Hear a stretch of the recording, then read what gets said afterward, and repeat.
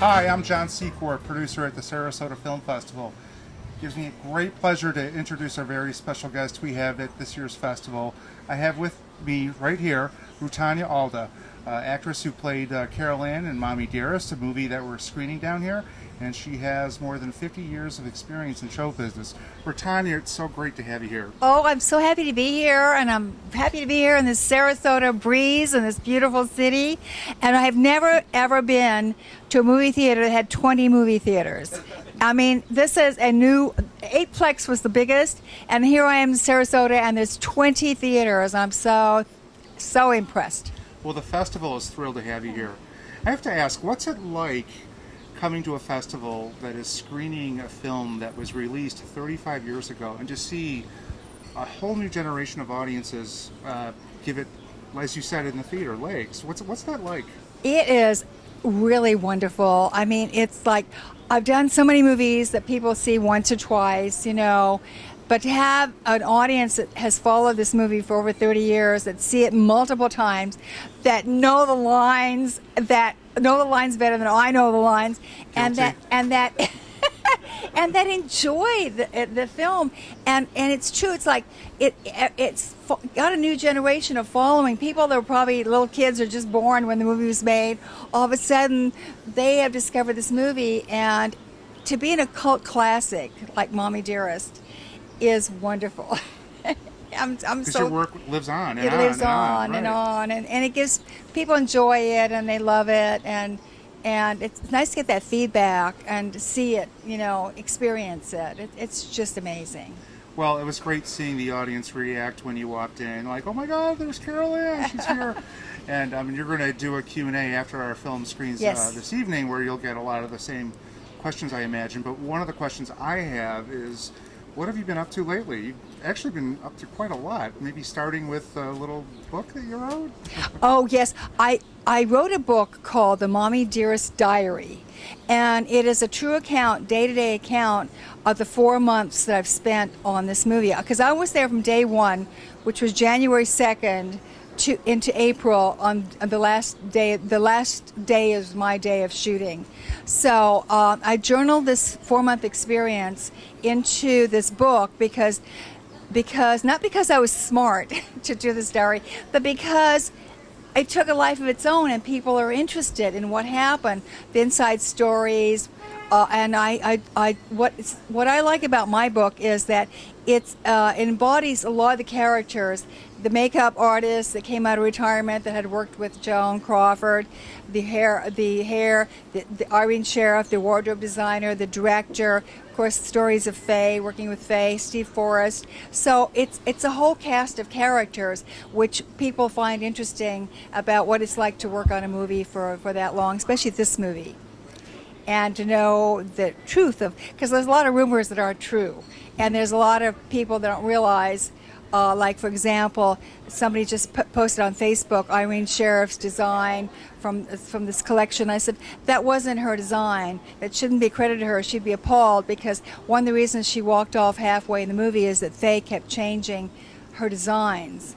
And that was one of them. And she would be appalled. That was the scene where she's cutting down the tree and she has like a ballerina tutu net. That Irene was appalled that she had changed it to ballerina tutu. So, and that was one of the two things that she changed. So Irene Sheriff, 5-time Academy Award winner, walks off her first movie. Yeah. So this is in my book. Well, I read your book. I couldn't put it down. People are looking for just the dirt. Your book is so much more than that. I mean, I had no idea the struggle you went through when you were growing up, and all the struggles you went through just being in the business. And I was inspired by it. So how can people buy your book? Well, I'm on Amazon.com, 5-star reviews, and BarnesandNoble.com. So that's, and of course tonight at the VIP after the movie, I will be there with a book signing. Which is great. Yeah. We have a lot of people excited about that. Thank you. So have you heard from Faye Dunaway since your book came out? Not since my book came out. I heard from her before my book came out, where she wanted me to come and help her work with her ghostwriter about, she's not even writing her own book. Her ghostwriter is writing her book, and she wanted me to come and help her ghostwriter write the book for no money and no expenses. And she wanted you to be Carol Ann again. She wanted me to be Carol Ann again. And I said, no, just buy my book and you'll get an idea of what happened, because it's hard to remember 30-some years later what happened. I mean, if I hadn't journaled it, I would have had a vague recollection, but because I journaled it, I was very specific. So I told Faye, I said, well, just buy my book. You'll get you and your ghostwriter will get an idea. Okay, so we'll wait to hear. So I'm sure her book will come out probably the end of the year, and so I hope everybody not only reads her book but reads my book too. So you'll have the real and you'll have the other version. So yeah. So one of the things we keep hearing at this film festival and at other film festivals is that the process of filmmaking, the business of filmmaking, is ever evolving. I mean, pretty much anybody with a DSLR can go out and shoot a movie. I thought it would be interesting to ask you how you think the business has changed for those who work in front of the camera. Because one of the things I got out of your book was it's a really hard business. It is a very tough business, and I think it's harder now than ever because the salaries of actors has gone way down. Now, you do a movie now for $100 a day, and honestly, you can't make a living at it. Where previously you got a weekly salary, you got a day salary that was $1,200, $1,500 a day, so you could at least.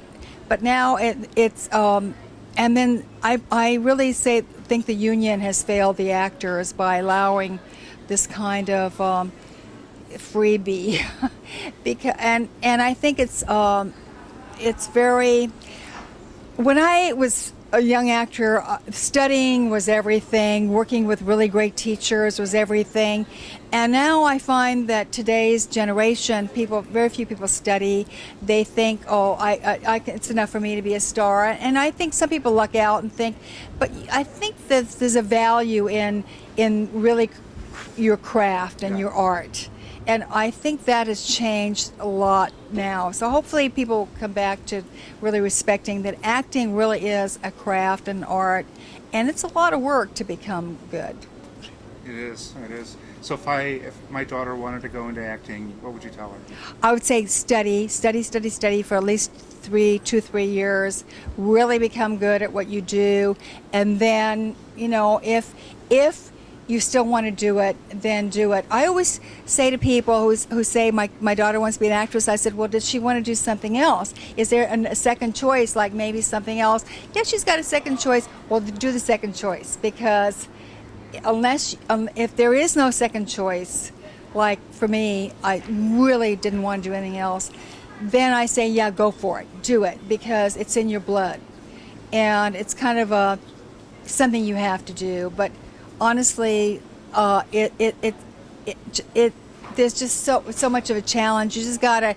Sometimes you feel like you're hanging in by your toenail, so to speak, but I think if you really love it and if that's what you want to do, then go for it. Okay. So I'm going to be James Lipton for just a couple questions, if you don't mind. I need to know your favorite movie that you worked on, one you could watch over and over again. Well, I think Mommie Dearest is right up there. I mean, I think it's because it's so it has a life of its own, and I really enjoy it. You see it different times, you get different things from it. So I mean, I think it's one of my favorites. Deer Hunter is one of my favorites, and I think Amityville 2 is one of my favorites because it was really ahead of it. Amityville 2 has now become a horror classic. Yeah, because developed a life of its own. its own. And I think it's because the director was so wonderful. He had this awesome vision of making this psychologically demented horror film. Right. So the horror is in the psychology of it rather than the blood and the guts. And I think that was he was a real artist to do that. And I think he's being respected for it now more. Okay, so you probably know my next question. What is your least favorite film that you worked in? I worked on a movie called The Stuff, and I just had a little part in it. I've never seen it, but it was because the director, all he did was scream the whole day long. He screamed and screamed, and the more he screamed, he got mad at us because people were forgetting their lines. But it's because everybody's forgetting their lines because they were being screamed at, and you get like, you start getting the shakes. You go like, oh my God, where can I get out of here? And usually in a movie, or I don't want to leave. You love it. You want to be on. When you leave, it's kind of sad because you've had such a good time. That was the one movie I said, I can't wait to get out of here. So who would you love to work with again out of all the people? We know at least one person who you would not. Yeah. Well, if Frank Perry were alive, the director of Mommie Dearest, I would love to work with him again. I love Michael Cimino. I loved working with him at Deer Hunter. And Damiano Damiani was Amityville too, but he's passed on. But I really enjoyed working with Brian De Palma. I did his early movies, which were comedies. You'd never know it because now he does these Alfred Hitchcock things. But he was a lot of fun, very supportive in the moment, very supportive of improv, and he made it fun. So I really like working with Brian. I'd love to work with him again. That's great. Yeah, we have a documentary about Brian De Palma in this year's festival. Oh, that's wonderful. Yeah. Well, he's a very amazing person, and I just had such fun working with him. So, gosh, let's do it again, Brian. Okay, I have one last question for you. You look beautiful, by the way. Thank you. You really do. And you're catching the sunlight coming from the back. Like a movie star, which you are. So you've only been here a little while, but tell us, what do you think of Sarasota? What do you think of the film festival? Well, the hair is by David at the Muse, and the makeup is by Libby at Lyra at the Muse. Lovely, lovely people, so talented. So they put me together. So I love them both, and it was a great experience working with them. And I, and then of course Patricia and Greg, who picked me, Gary, who picked me up. And Patricia's a doll. She's really lovely. And it's just, people have been so nice. Right. And it's so beautiful here. And it's very, I feel like I'm on holiday. Well, sorry we're running you around so much. We wish you could stay longer and make it more of a holiday. But we'd love to have you back. And you know what else is great about this community, which is so wonderful? It supports the arts. It's very art friendly. And thank you, John, for being the producer on this. It's really meant a lot to me to have me come down here. So, Rutanya, one of the things we'd like to know is tell us a little bit about the casting process for Mommie Dearest. What happened, and how did you end up as Carol Ann? Well, I went to interview Frank Perry. The agent set it up. I interviewed in his apartment on Park Avenue. And this was the days which I really am sad that they're gone. This is when the director would really meet with you. And Frank Perry and I spent 30 minutes together, and we talked. He was sitting across his desk in his apartment, and we just had this conversation about a lot of things, but not very many of them about Joan. But we just kind of talked as two people, and then about 30 minutes later, he said, well, thank you very much for coming in. And I knew somebody else was probably coming up. He spaced it so we wouldn't meet each other. But what was great about those kind of directors, like I worked for Elia Kazan, I worked for Michael Cimino, Brian De Palma, Frank Perry, they would meet the actor. They would have a one-to-one with the actor, and they would decide. See, I didn't read. I had not seen the script. I didn't see the script until I got cast. So those are the days when you actually met the director. Today, you are on the videotape, put on by some assistant casting director. You don't know who the director is. The director doesn't meet you. They have no sense of who you are. Also, it's like I think we've lost something. We really lost something. The magic of that interconnection. And also, I think a director can tell if he can work with you or if you have something that we have lost it, and it's sad because it just, you don't see them anymore. They don't sit in on their casting sessions. Well, one of the other questions I had about Mommie Dearest, which kind of involves your book, I would like to know, like, what is your personal favorite outrageous, crazy part of making that movie? What's one story you tell all the time? Well, my first day on the set was a set where I'm reading with Joan or Faye on the Mildred Pierce scene as Vita, and Faye really slapped me. She really slapped me several times hard, and Frank Perry had to step in and say no because she's getting finger marks all over her face. You can't slap her that much.